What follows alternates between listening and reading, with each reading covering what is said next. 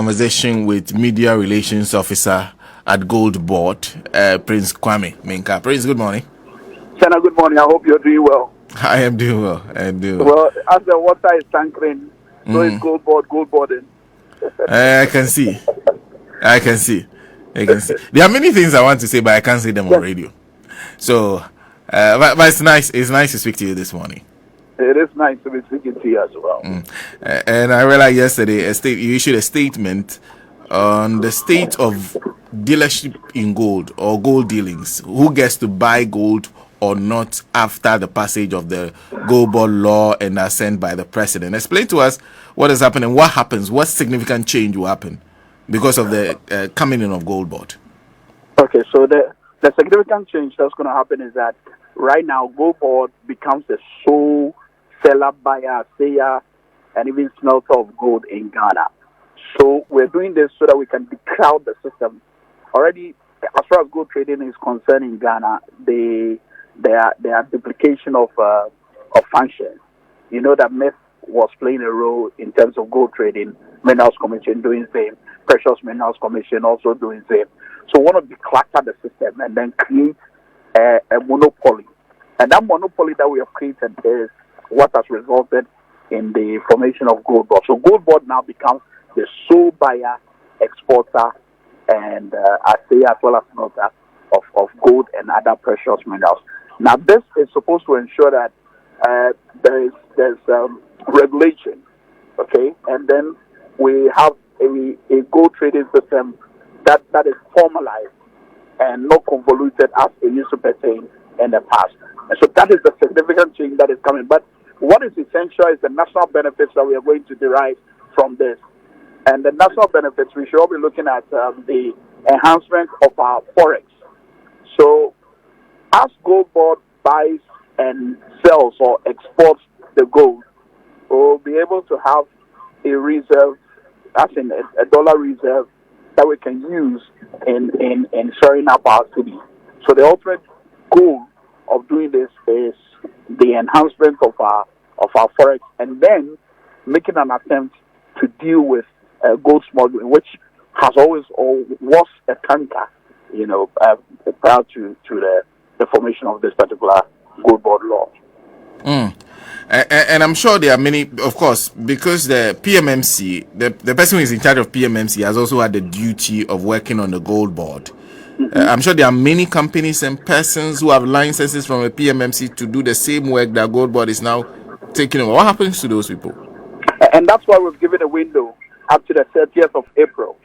And so for those who were having their licenses with PMMC, you have from now, as in when we issue the statement, up to the 30th of April to get this rectified or to be able to continue to enjoy the benefits that comes with operating with that license. But after the 30th of April, that's it. You don't have any opportunity.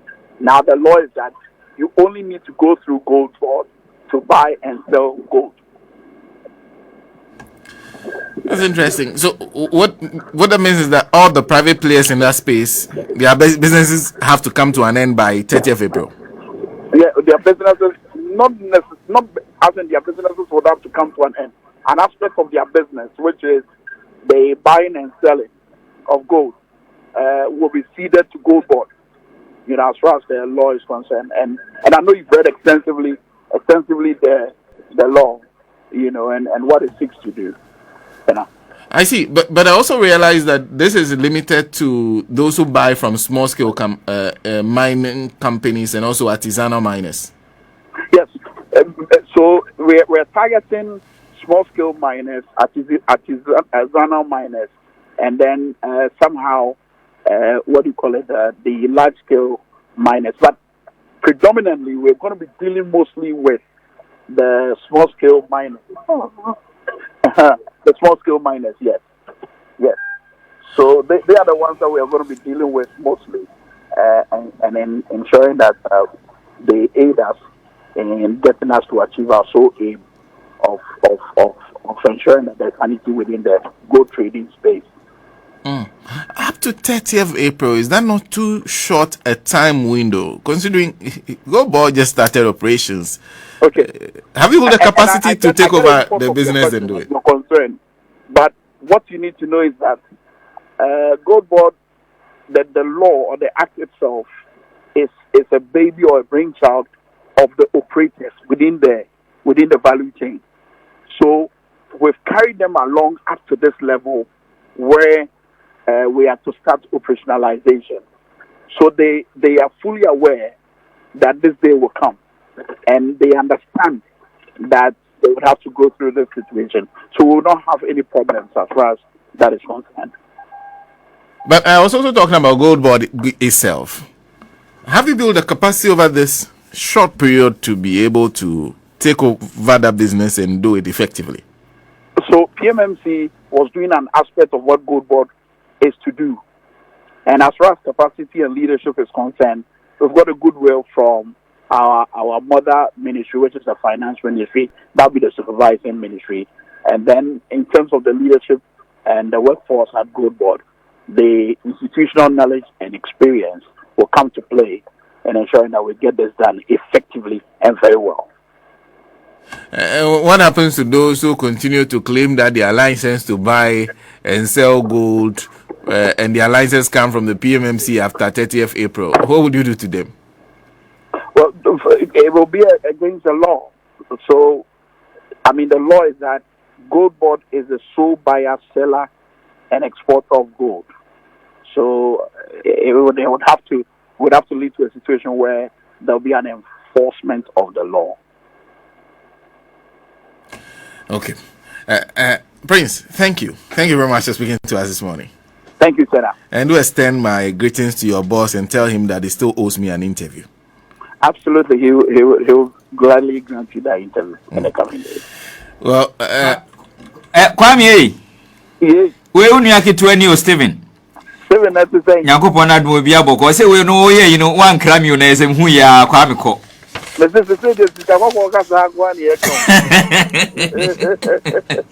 Kwame, you share a year cocoa border. Most be GOLDBOD, most be the few cocoa board and send some at a tababa.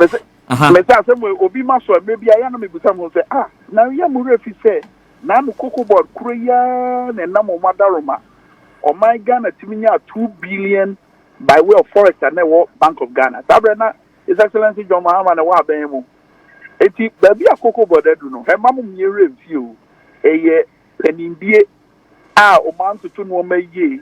And I'm a cocoa board, I be do baby, I do know. But Cassania is here, Emredada, and Monocasani, a corn one.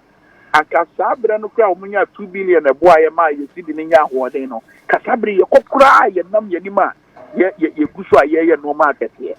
What did they make? And I wish a cocoa, any Sikakokwa. Sikakoko, sombo, a musasu ye do, a chen cocoa. 18 for Sudia, ye benya, a year fico, a year gold one. A sutra chain, a year cocoa, dear no.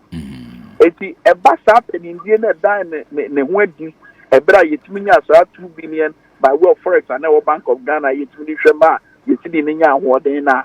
Happen in India, Koreana, and Nembre, Yakaze, oh, His Excellency John Mahama, Finance Ministry, our best supervising ministry, and I think so, Ura Samijan Finan Dom, and in Kofua, Omo. Small scale mining industry omwa esinkete efromupem omayo makumem na efibra ye sasase ye toapo adwen diafa emreya eba be ye adwuma yisoi wo mo boa ya me abedu sampempensoi omachi tankwa ne nia omo beboa me aye no ebe me yensa aka ye ni suade ho yo. And you said we know Ghana cities yana mudi bedi juma and $1 bebam. The said you can't statement. Mami make you reference to your statement. Okay, point 5 of the statement. You say for the time being, all licensed persons or entities buying gold from the local market must do so in Ghana cities and at a price calculated based on the Bank of Ghana reference rate published on www.bog.gov.gh. Mrs. Subiu, www.bog.gov.gh. It will cover Ube Tumehu said the rate no ECTA. Now one case why in conta no nothing. A great deal West Medium one share. To Ghana city and one did but dollars now you hear no. My friend say awarding ra. Yes, see can obey here a webwa. I mean it's regional and now so the way $1 no. Donald Trump dollar no. Any other major currencies no. Including show with you. And I think so that quickly quite a month for faso. And you think I go Johnny free and Memo. The percent to track. Can you know Lebanese for me, India for no one and another a year go to get you know a bosso. And they have percent and a year. It's in Breya Abbey, and numbs with Yahoo gold board no. A beshe, I'm a standing in a no brassie. She said, Mamma too, I want to Mamma too. She said, answer na Oberton gold. And answer na Oberton gold no. A dear when you gold board, Eddie our shore. When you gold board, Eddie our shore. Ain't seen that. Won't be so friend because ye were enforcement policies are yet ever to acquire one. The better see a sick alcohol. Opinion to be friend than for my memoir. You know, I started this business with Kwame Minka, and as far as I know, Kwame Minka was mainly somebody who did English.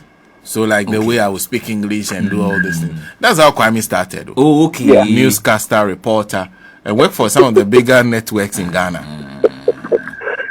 Kwame Minka has all of a sudden become an account presenter, and I realized the way he got comfortable when he came here. I said, this one has not changed. Sometimes when I listen to you, then I said, but were you? How did you transmogrify? Was it something that you were practicing for a long time, hoping that one day they will say, oh, hey, sit down, do account broadcasting? I always wonder. You'd always. Okay, let me take your fancy. So here's how it happened. You know, I'm an Ashanti. I come from Tepa. Okay. My mom and dad are Ashanti, so clearly I'm Ashanti, full-blooded. And I decided to do radio when I was in Kumasi. And the very first radio station that I worked for was a predominantly Akan-speaking station. Oh. So when I entered, I told them that I wanted to do the English news because what I was listening to on the radio did not sound like standard as far as I'm concerned. So I told them that I wanted to do the English news, and I was given the opportunity. So I've been doing English from my Hinema radio up to my days at Radio XYZ Phase 1. You understand? Okay.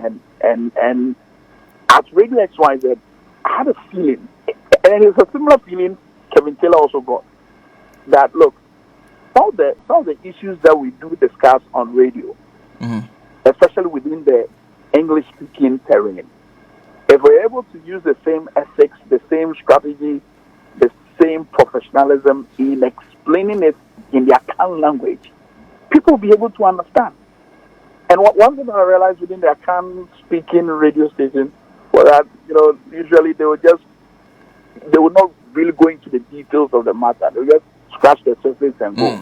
And so I decided to bring in the English experience that I have into the Akan space so that I'll open up for everyone to understand whatever it is I do on radio and TV. Oh, yeah. Okay. Amazing. Anyway, thank you. Thank you for speaking to us this morning. You're welcome. Come here, that's in Tia Mefa Hawaii.